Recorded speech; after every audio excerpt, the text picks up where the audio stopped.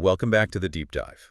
Today, we're really jumping into something, well, pretty mind-bending. We definitely are. We're exploring knowledge, what it means to know nothing, and even this idea of the knowledge of nothingness. It sounds like a complete contradiction, doesn't it? It really does. Yeah. But we've got this fascinating audio source we've been digging into that tackles exactly this. And the goal today is really to unpack these complex ideas together. Yeah, make them a bit clearer, hopefully sparking some, aha moments for you listening. The source gets right into how we relate to what we think we know, Hmm. what it really feels like to not know, and maybe surprisingly, what can actually emerge from that state. Okay, so where does it start? What's the foundational idea here? Well, it kicks off with a pretty big challenge to our usual thinking. It argues that true necessity, like what reality actually dictates, Okay. can't really be grasped directly through some defined, willful process that just comes from us. Right, so our own intentions or definitions can't quite capture what's fundamentally real. Exactly. The act of defining something, the source suggests, immediately implies there's something else it isn't. Ah, okay. So defining creates a boundary. Precisely.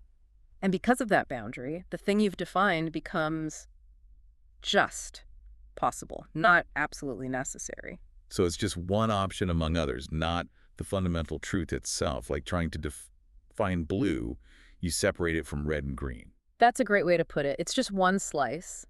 And the source even points out this paradox. Even saying something lacks definition. Well, that's a definition in itself. Right. You're still putting a label on it. So the conclusion is, from our perspective anyway, things are always defined. We seem trapped in definitions. Okay, so if everything we perceive or think about is inherently defined, and definitions limit us from seeing true necessity, how do we even get close to that? That's the big question. And this is where the source introduces the idea of the mind needing to distance itself. Distance itself. From what? From the covers of reality, as it puts it. Think of these covers as, well, all our usual concepts, beliefs, definitions, the lenses we use. So it's about consciously trying to step back from our usual ways of understanding, like taking off conceptual glasses. Sort of, yeah. Creating some space between yourself and those automatic frameworks. And what happens in that space when you distance yourself like that? Well, according to the source, this distancing leads to a really profound feeling, the feeling that you do not know anything. Wow. Like actually losing your grip on knowledge. Kind of. The definitions you rely on start to feel less solid. They dissolve a bit. You lose that certainty. That sounds incredibly disorienting. Almost like losing your footing mentally. It can be. The source describes feeling possible but not necessitated in that state. Possible but not necessitated. What's the significance of that feeling? It's that loss of certainty we talked about. Your own knowledge, even your sense of self, starts to feel less like a fixed point and more like, well, just one possibility, not the absolute bedrock you thought it was. I can see how that would feel strange. Definitely. And the source uses the striking phrase, it calls the state of not knowing anything a very, very sword. A sword? Why a sword?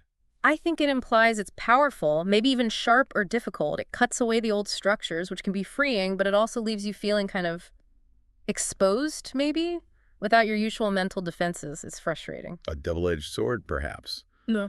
Powerful, but potentially uncomfortable. Mm-hmm. So what's the point of enduring that discomfort? If you push through not knowing anything, what happens next? This is where it gets really fascinating. The source suggests that if you continue investigating this state, really lean into not knowing, Okay. consciousness then experiences nothingness. Nothingness. That sounds bleak, like a void. You'd think so, but the source presents it differently. It's framed as the knowledge of nothingness, a positive state, believe it or not. A positive knowledge of nothingness. How does that work? How do you go from feeling you don't know anything to positively knowing nothingness? It seems to happen through a deeper process, what the source calls the nullification of self-knowledge. Nullification, like canceling out your own knowing. Something like that. Yeah. And deepening that distancing from definitions we talked about. The idea is that all definitions are covers of the undefined. Covers of the undefined, like hiding something more fundamental. Exactly. So by letting go of those covers, those definitions, you get access to, well, the undefined itself. Maybe think of definitions as clouds. Okay. And by letting them dissipate, you see the clear sky, the nothingness that was always there. That's a helpful image. Letting go of the defined things reveals the undefined space. But wait, the source mentioned something that seems tricky here. What's that? It said that even during this nullification, when you lose the knowledge of your existence, you still exist, like biologically. Ah, yes, that's a crucial point. It distinguishes between existence itself and our conscious knowledge of that defined existence. So the body keeps going, the cells keep working, but the mind's awareness of me existing is switched off. That's the idea. The conscious defined self-knowledge is nullified. And from that perspective, the source says the usual separation disappears. What's separation? Between, the knower, the knowledge, and the thing being known, it all merges. Whoa. Yeah. The person's awareness, their knowledge, essentially unites with the unknown. And that unknown is the unity of reality. So dropping the defined self allows a merging with this fundamental unity. What is this underlying reality like then, according to the source? Well, fundamentally, it says the essence of reality is an unknowing thing because it lacks form. It lacks form, so it's inherently unknowable in our usual way. Precisely. Our minds work with form, with definition. If something is formless, our usual tools just can't grab onto it. Like trying to pick up water with tweezers. Exactly. You need a different approach. Or maybe no approach at all. So the key is releasing the definitions, letting go of that need to grasp and categorize. Yes, and the source emphasizes that when you completely release that hold, the first experience is not knowing anything defined. Which we established is that disorienting sword state. Right. But then comes the crucial shift. That state of not knowing anything transforms. It becomes the positive knowledge of nothingness. So it's not just emptiness, it's an actual awareness of that formless ground. An active awareness, yes. Though maybe awareness isn't quite the right word as it implies separation. Perhaps an experience, an apprehension. It's hard to label. So you come to know the nothing that cannot be known through normal means. That's quite something. It is, and the source is careful to distinguish these two states. Right, the initial not knowing anything versus the subsequent knowing nothingness. Could you just clarify that distinction one more time? Sure. Not knowing anything is like clearing the slate, wiping away the defined concepts. It feels like a loss initially. The emptying process. Yeah. Whereas knowing nothingness is what's revealed after the slate is clean. It's presented as a positive experience of the underlying unity, the formless reality itself. Not a lack, but a presence. A presence of nothingness. Got it. And the Force says something about retaining this after returning. Yes, it mentions that even after you come back from this nullification state, you continue to know nothingness through reminiscence. Reminiscence, like remembering it. And it uses that phrase, by the reminiscences, running to the infinite and returning, etc. What does that suggest? It sounds like it's not a static memory, but an ongoing connection. Even when you're back in the world of definitions, there's a lingering awareness, a sort of echo or resonance from that experience of unity. Like a background frequency that stays tuned in. Maybe, yeah. A subtle, constant reminder of that deeper reality, that infinite ground, even amidst the finite things. Okay, so how does this lingering reminiscence, this feeling of nothingness through the covers, actually impact our everyday experience? Does it change how we feel? The source suggests it does. It says that each flicker of sensing this underlying nothingness, even indirectly, leads to a feeling of adherence to end unity with reality. Adherence to unity, like a feeling of connection, belonging. Something like that. A subtle pull towards wholeness.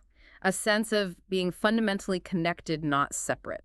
And it contrasts this with someone who hasn't gone through this nullification. Right. The source says someone who hasn't had this experience can only imagine displeasure when thinking about nothingness.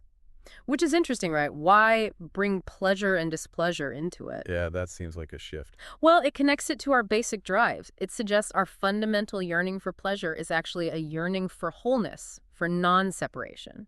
It's supposedly burned into their subconsciousness. A drive for wholeness. And then it makes this claim, nothingness is the pleasure of wholeness, because in that state there's no lack, no division, just completeness, ultimate satisfaction maybe. So this nothingness isn't empty, it's actually the source of ultimate pleasure or contentment. That's the idea. And this inherent pleasure, this wholeness, isn't just in some abstract realm. It's present within all the defined things, the countless different covers of reality. It's the very vitality of reality. Wow.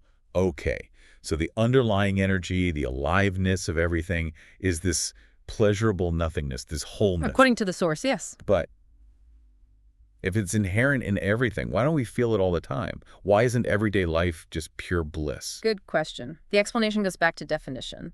Because this fundamental pleasure, this nothingness, lacks form, our definition-seeking minds just can't grasp it directly. We overlook it, We can't label it, so we don't register it. pretty much. And this is the transformation after returning from that nullification experience. Yeah. Your perception changes. The pleasure of nothingness is then somehow reflected from each defined thing. You start to perceive it indirectly. Or you see it shining through the covers. Exactly. You can see the reflection regulation of nothingness in each thing. It's like your eyes have been opened to a deeper dimension that was always there. You develop a new kind of sight, seeing the underlying unity and vitality reflected in the ordinary world. That's a perfect way to sum it up. The experience rewires your perception, essentially. So let's try and bring this all together then. We started with the limits of our defined knowledge, Right. How definitions create boundaries. then moved to the mind, distancing itself, leading to that unsettling feeling of not knowing anything. The sword state. But pushing through that leads to experiencing nothingness, not as a void, but as a positive knowledge of the unified, formless reality beneath everything. The knowledge of nothingness, yeah. And even when we come back, we carry a reminiscence of this, allowing us to see that fundamental wholeness, that inherent pleasure and vitality reflected in the world around us. It's quite a journey from being bound by definitions to perceiving the undefined unity in everything. Absolutely. Which leaves us with a final thought, really, for everyone listening. If we take this perspective seriously, how might it shift the way you relate to your own knowledge? And maybe even to those moments when you feel you don't know? Could that feeling of being lost, of not knowing, actually be, well, not just confusion, but an opening? An opening to a different, maybe deeper kind of awareness. It's definitely something to mull over. It feels like this deep dive is just scratching the surface of a really profound way of seeing things.